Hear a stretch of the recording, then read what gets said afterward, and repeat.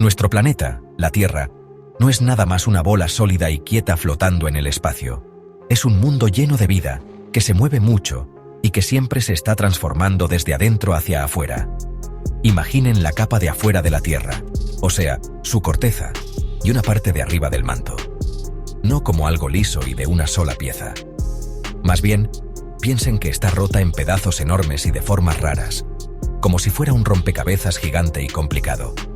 A estas grandísimas planchas de roca es a lo que llamamos placas tectónicas.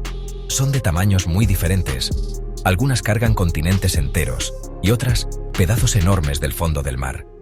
Estas placas son como la base sobre la que nuestras montañas crecen, nuestros océanos se abren y nuestros continentes se mueven por el mundo, en un baile lento pero que no para.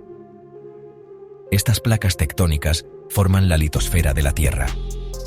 La litosfera es la capa de afuera, la más dura de nuestro planeta de roca.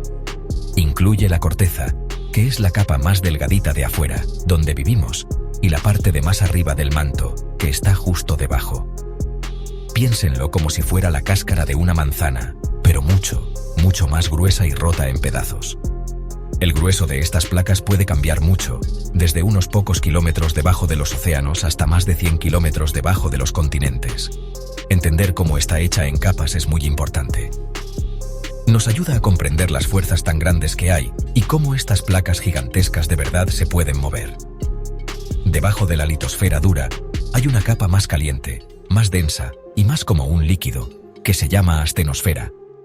Esta parte de arriba del manto es especial porque se comporta como un líquido muy espeso, o sea, grueso, si lo vemos a lo largo de muchísimo tiempo geológico. No es roca derretida como la lava, pero es suave y puede fluir súper despacio, como la miel o un chicloso. Esta capacidad de moverse así es súper importante. Permite que las placas duras de la litosfera se deslicen y se muevan encima de ella. La astenosfera funciona casi como una banda transportadora, o quizás como una superficie resbalosa, que hace posible el gran viaje de los continentes y que la superficie de nuestro planeta siempre esté cambiando. Aquí es donde empieza lo bueno, en cómo se relacionan. El movimiento de estas placas tectónicas no es al azar, lo mueve el calor de adentro de la Tierra. Muy adentro de nuestro planeta, la descomposición radioactiva y el calor que quedó de cuando se formó crean muchísima energía de calor. Este calor necesita salir, y lo hace por un proceso que se llama convección. El material más caliente y menos denso de la astenosfera sube, se extiende y luego se enfría, se vuelve más denso y se hunde otra vez. Estas corrientes de convección que se mueven despacio jalan con mucha fuerza por debajo a las placas de la litosfera, empujándolas y tirando de ellas por toda la superficie de la Tierra. Es un proceso lento, muchas veces de solo unos pocos centímetros al año, pero después de millones de años, se junta y causa cambios gigantescos. El motor principal que mueve las placas tectónicas son de verdad estas corrientes de convección dentro del manto de la Tierra, especialmente en la astenosfera. Imaginen una olla con agua hirviendo. El agua caliente sube, se extiende y se hunde cuando se enfría. Algo parecido, aunque mucho más lento y más grande, pasa dentro de nuestro planeta. Este calor de adentro crea corrientes enormes que se mueven despacio y que arrastran a las placas duras. Pero no es solo que las arrastren sin más. Hay otras dos fuerzas, que se llaman empuje de dorsal y tirón de placa, que también son muy importantes. El empuje de dorsal pasa en las cordilleras de en medio del océano, donde se forma material nuevo y caliente de la placa, se enfría y se desliza lejos de la cordillera por la gravedad. El tirón de placa es la fuerza de la gravedad que una placa más vieja y más densa hace cuando se hunde en el manto, en las zonas de subducción. Esta forma de entender cómo se mueven las placas se resume en la teoría de la tectónica de placas. Es una teoría bastante nueva en la historia de la ciencia, que de verdad se hizo fuerte a mediados del siglo XX. Revolucionó por completo las ciencias de la Tierra. Antes de esta teoría, a los científicos les costaba mucho trabajo explicar muchas cosas de la geología.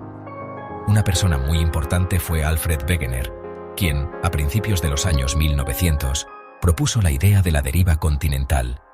Él se dio cuenta de que continentes como América del Sur y África parecían encajar como piezas de rompecabezas. Juntó pruebas, como fósiles y formaciones de rocas parecidas, que se encontraron en diferentes continentes, lo que sugería que alguna vez estuvieron unidos. Al principio, la gente no creía mucho en sus ideas, más que nada porque no podía explicar muy bien cómo se movían los continentes. Wegener pensó que había un supercontinente llamado Pangea, que significa toda la Tierra, que existió hace cientos de millones de años. Él dijo que esta Tierra tan enorme empezó a romperse y que sus pedazos se movieron lentamente hasta donde están ahora. Pruebas como señales de climas antiguos encontradas en lugares raros, como restos de glaciares en zonas tropicales, apoyaban esto. La teoría de la tectónica de placas dio la explicación que faltaba para la deriva continental de Wegener. Explicó que los continentes no están como arando el fondo del mar, sino que son como pasajeros en estas placas de la litosfera más grandes que se mueven. La ruptura de Pangea y cómo se han movido los continentes después es algo que sigue pasando, y que todo el tiempo le da forma a nuestro mundo. Hoy en día, los científicos pueden medir el movimiento de las placas tectónicas con muchísima exactitud. Usamos tecnologías como el Sistema de Posicionamiento Global, o GPS. Poniendo aparatos de GPS muy sensibles en diferentes partes de una placa, podemos seguir su movimiento hasta en milímetros por año. Otros modos de hacerlo incluyen analizar unas rayas magnéticas en el fondo del mar, que guardan un registro de cuándo el campo magnético de la Tierra se ha invertido, mientras se forma corteza nueva en las cordilleras de en medio del océano. Estas mediciones confirman que las placas de verdad se están moviendo, a velocidades que van desde menos de 2 centímetros al año, como la separación lenta de las placas de Eurasia y Norteamérica, hasta más de 15 centímetros al año para algunas partes de la placa del Pacífico. Este movimiento constante, que se puede medir, es una prueba de que la Tierra nunca está quieta. El movimiento sin parar de las placas tectónicas, aunque sea de solo unos pocos centímetros al año, acumula muchísima tensión en la corteza de la Tierra. Cuando esta tensión es más fuerte que las rocas en el borde de una placa o en una falla, las rocas se pueden romper y resbalar de repente. Esta liberación repentina de energía guardada crea ondas sísmicas que viajan por la Tierra y hacen que el suelo tiemble. A esto lo sentimos como un temblor. El punto donde empieza la ruptura se llama hipocentro, y el punto justo arriba de él en la superficie es el epicentro. La fuerza de un temblor depende de cuánta energía se libera. La mayoría de los temblores ocurren en los bordes de las placas, donde el choque entre placas es más fuerte. Los volcanes, esas montañas increíbles y aterradoras que pueden lanzar roca derretida, ceniza y gases, también están muy conectados con la tectónica de placas. Muchos de los volcanes del mundo están en los bordes convergentes de las placas, donde una placa se mete o se hunde debajo de otra. Mientras la placa que se hunde baja hacia el manto, se calienta y el agua atrapada en sus minerales se libera. Esta agua hace que la roca del manto de arriba se derrita más fácil, haciendo que se derrita y forme magma. Este magma, que es más ligero, sube entonces a la superficie y hace erupción para crear volcanes.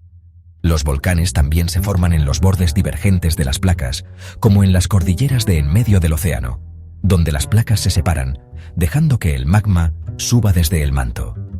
Algunos, como las islas de Hawái, se forman sobre puntos calientes, que son como chorros de manto supercaliente que suben desde muy adentro de la Tierra.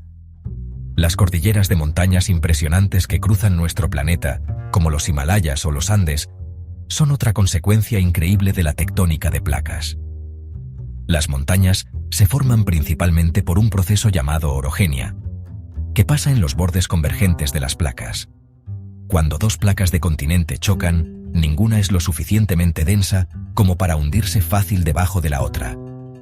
En lugar de eso, la presión tan grande hace que la corteza se doble, se pliegue y se levante, empujando capas de roca hacia el cielo para crear picos altísimos. Los Himalayas, por ejemplo, son el resultado del choque que sigue ocurriendo entre la placa india y la placa euroasiática. Este proceso tarda millones de años, pero las fuerzas que participan son de verdad gigantescas y le dan forma al mismísimo paisaje de nuestro mundo. Además de estos tres grandes fenómenos: temblores, volcanes y formación de montañas, los movimientos de las placas crean muchas otras formaciones geológicas importantes. En los bordes divergentes, donde las placas se separan, se pueden formar valles de rift en los continentes, como el Rift de África Oriental. Debajo de los océanos, estos bordes crean sistemas enormes de cordilleras en medio del océano. las cadenas de montañas más largas de la Tierra, donde se crea corteza oceánica nueva todo el tiempo. Al revés, en los bordes convergentes donde las placas oceánicas se hunden, se forman fosas oceánicas profundas, como la fosa de las Marianas, el punto más profundo de la Tierra. Incluso los bordes transformantes, donde las placas se deslizan una junto a la otra, pueden crear formas de terreno diferentes, como valles de ríos desviados, aunque son más famosos por sus temblores. Hay 3 tipos principales de bordes donde las placas tectónicas se encuentran, y cada uno tiene sus propias características geológicas y consecuencias. El primer tipo es el borde divergente. Aquí es donde 2 placas se están alejando una de la otra. Mientras se separan, el magma de la astenosfera sube para llenar el hueco, se enfría y se hace sólido para formar litosfera nueva. Este proceso se ve más claramente en las cordilleras de en medio del océano, como la dorsal mesoatlántica, donde se está creando fondo marino nuevo todo el tiempo, lo que hace que el fondo del mar se expanda. En tierra, los bordes divergentes pueden crear valles de rift, que con el tiempo pueden ensancharse hasta formar cuencas oceánicas nuevas. Estos bordes muchas veces tienen actividad volcánica y temblores no muy profundos. El segundo tipo es el borde convergente, donde 2 placas se mueven una hacia la otra. Lo que pasa después depende de qué tipo de placas sean. Si una placa oceánica choca con una placa de continente, la placa oceánica, que es más densa, se va a hundir, o sea, se dobla y se desliza por debajo de la placa de continente, que es más ligera. Este proceso forma fosas oceánicas profundas y puede crear cordilleras de montañas volcánicas en el continente, como los Andes. Si 2 placas oceánicas chocan, una generalmente se hunde debajo de la otra, formando arcos de islas volcánicas. Si 2 placas de continente chocan, como dijimos antes, se arrugan y se levantan para formar cordilleras de montañas enormes, como los Himalayas. Los bordes convergentes son lugares donde hay temblores fuertes y erupciones volcánicas explosivas. El tercer tipo de borde es el borde transformante. Aquí, 2 placas se deslizan de lado, una junto a la otra. En estos bordes no se crea ni se destruye litosfera, pero el roce entre las placas que se están raspando hace que se acumule muchísima tensión, que se libera como temblores. La falla de San Andrés en California es un ejemplo típico de un borde transformante, donde la placa del Pacífico se está raspando hacia el noroeste contra la placa norteamericana.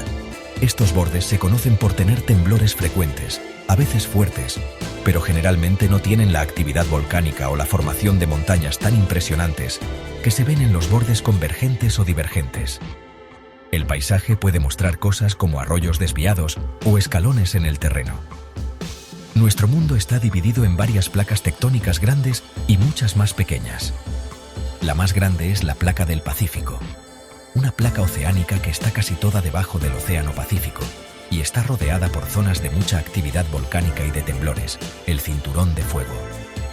Otras placas grandes son la placa norteamericana, la placa sudamericana, la placa euroasiática, que carga a Europa y la mayor parte de Asia, la placa africana, la placa antártica y la placa indoaustraliana. Cada una de estas planchas gigantes se mueve por su cuenta y choca con sus vecinas en estos bordes tan importantes.